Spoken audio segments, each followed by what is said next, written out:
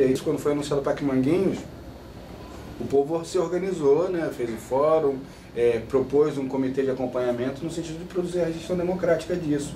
E eu começou a perceber, olha, o projeto que vocês têm tem alguns déficits. Um deles é a questão habitacional. Eles estão prevendo 500 ou novas unidades habitacionais e a gente está dizendo para vocês que tem 3.000 famílias na área de frente de obras. Fora aquelas que estão em condição de risco e que tem que sair mesmo, por uma questão humanitária. Então vocês têm um déficit habitacional imenso. Eles não acreditaram. Hoje eles tiveram que triplicar o número de habitações previstas e aí reduziram o número das casas, saíram do padrão. Então tem uma série de violações associadas à simples falta de audição do poder público em relação às demandas da população. Se esse comitê de acompanhamento, que nem quis um comitê gestor, né, vamos ser radicais, não, a gente propôs uma coisa assim, até conservadora para os caras aceitarem, nem isso eles aceitaram, porque a coisa é tão, esse processo de privatização é tão violento que eles não conseguem nem aceitar o mínimo de acompanhamento, porque senão a coisa ia ficar desmascarada. Depois de muito tempo, veio uma resposta assim, indireta de que a Procuradoria-Geral do Estado, ligada à Casa Civil, teria indeferido a proposta do comitê, de acordo com a Procuradoria, porque as diretrizes do PAC do Ministério da Cidade não obrigavam o Estado a instituir. Mas não obrigava, também não desobrigava. Então faltou vontade política, de fato. Privatiza o trabalho social, contrata uma empresa que vai fazer empresarial social. Mas nesse percurso, uma das opções colocadas pelo movimento social era construir um comitê de acompanhamento paritário, com representação de todos os segmentos sociais. E isso foi, em um determinado momento, incentivado pelo próprio Estado, porque a proposta era boa, tinha o Estatuto das Cidades, estava aí, de certa forma, depois da publicação do Estatuto das Cidades, foi a primeira grande iniciativa pública, de volume, em termos de volume de investimentos, que poderia, de certa forma, romper a inércia e colocar o Estatuto das Cidades em prática, porque ele não foi instituído na lei, mas não foi praticado nos projetos, né, porque falta de investimentos, período neoliberal e etc. O PAC trouxe muitos investimentos, e aí você pensa assim, bom, agora vamos aplicar a gestão democrática, só que não aplicaram. Em termos gerais, eu acho que é isso, ele reproduz um modelo de gestão clientelista, com traços neocolonialistas, de aliança entre classes dominantes no governo do Estado, classe capitalista e classes dominantes no território. E aí, quando você está falando de classes dominantes no território, você está falando de tráfico de drogas, né, de coerção pesada, de ameaças, de golpe de Estado contra a associação de moradores eleita ilegitimamente, né, de quebra de institucionalidade democrática. Então você está falando de Estado de território de exceção.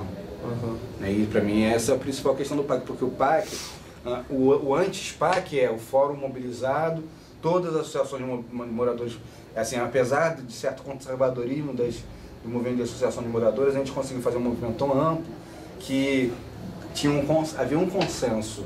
Manguinhos tinha uma unidade, a gente rompeu com o processo histórico de fragmentação do tecido social, né? Mas o PAC, o investimento do PAC foi tão pesado, inclusive uma estratégia de cooptação clientelista, que esse movimento social foi novamente fragmentado. Então o PAC, em vez de catapultar um processo de desenvolvimento social a partir da formação, aí, né, esse é um conceito problemático, mas vamos usar ele de capital social, ou seja, de apoio às organizações locais para que elas pudessem ter um acompanhamento crítico, promoção da cidadania. Não, o que houve foi o inverso, né? As organizações sociais de Manguinhos não foram privilegiadas ou nem mesmo cogitadas nesses processos de investimentos, né?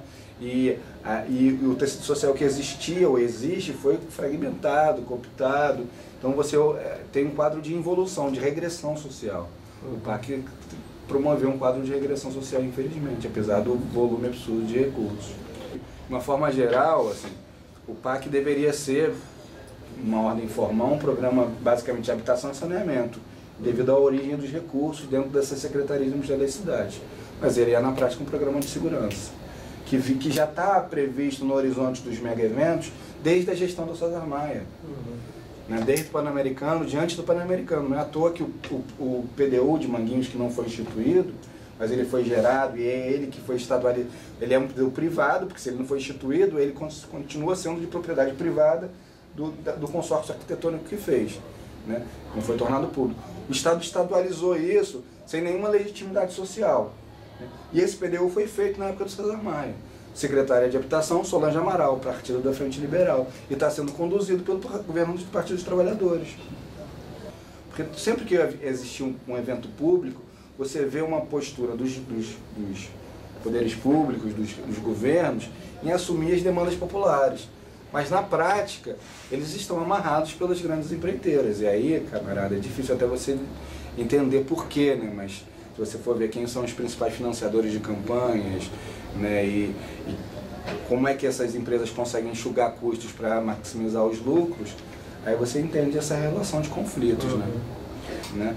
Então, assim, a audiência pública passou assim, eu tenho que cumprir esse procedimento, eu faço, eu digo o que fiz, então vale pelo quantitativo, eu fiz 8, mas a qualidade enquanto resolutividade, poder de fato de intervir e mudar os planos, ou melhorar os planos, ou qualquer coisa que seja, não existiu nenhuma. Né?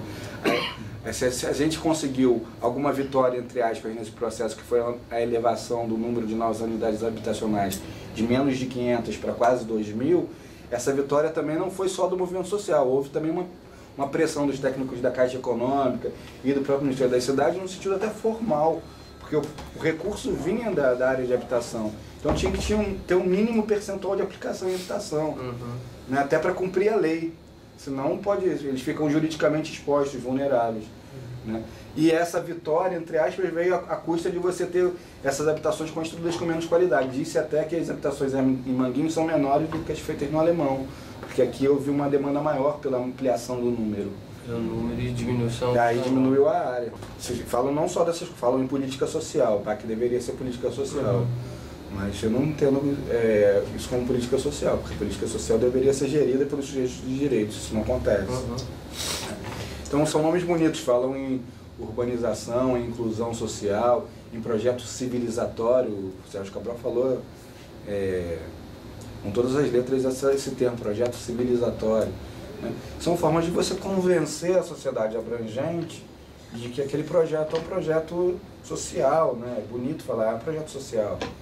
Né? Então, isso gera um consenso, um amplo consenso social. Tanto é que eu estou falando para vocês um monte de absurdo que tem acontecido, mas a sociedade abrangente não está sabendo disso. Para eles, o PAC é um projeto que bom para ajudar os pobres.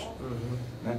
E aí você não esmiuça, então vocês jogam vários jargões, clichês, sustentabilidade, projeto social, acabar com a miséria, mas na prática isso é um projeto de segurança, visando a garantia da incolumidade do grande capital, a atenuação dos conflitos de classe, né? E é para isso que serve historicamente no capitalismo as políticas sociais, né? Para garantir a reprodução ampliada do capital. O projeto é o projeto capitalista de cidade, que aí está no horizonte das reengenharias do espaço urbano, né? Que antes essa área era uma área industrial, hoje ela é uma área integrada ao capitalismo de serviços, no horizonte dos mega eventos esportivos.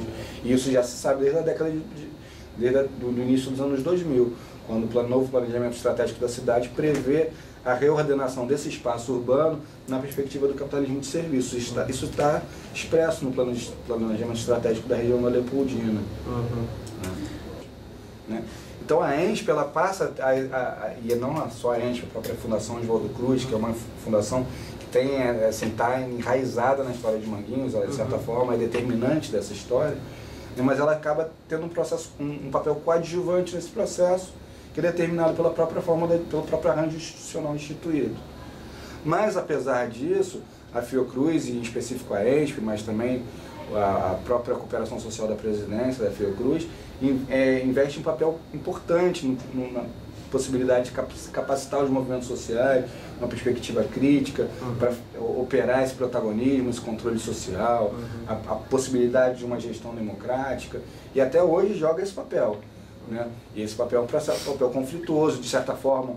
Alguns atores institucionais do Estado tentam associar a Fiocruz a uma postura mais radical e isolar com isso a Fiocruz desse processo, tentando romper a sua relação institucional com o próprio Estado brasileiro, com a própria federação, uma perspectiva sectária, e depois a Fiocruz tem que dizer, não é isso, a gente joga um papel de apoio ao movimento social, de capacitação, mas é um papel às vezes contraditório nesse sentido. Né? O capitalismo, para gerar produção, para gerar mercado, ele tem que gerar desejo de consumo. No caso da saúde, é gerar doença. Né? E aí você pode dizer assim, como bom capitalista, eu quero implantar várias unidades de saúde para atender os doentes. Eu tenho uma demanda para isso. Né? Só que a Fiocruz falou, percebe também que tem um outro conceito de saúde numa perspectiva da saúde pública, e é o seguinte, saúde não é o oposto de doença, saúde são condições de vida que inclusive te deixam mais forte para que você não adoeça. Né? E essa condição de vida está ligada às condições ambientais, de saneamento, de urbanização, ao cumprimento dos direitos sociais, né? Educação, trabalho, renda.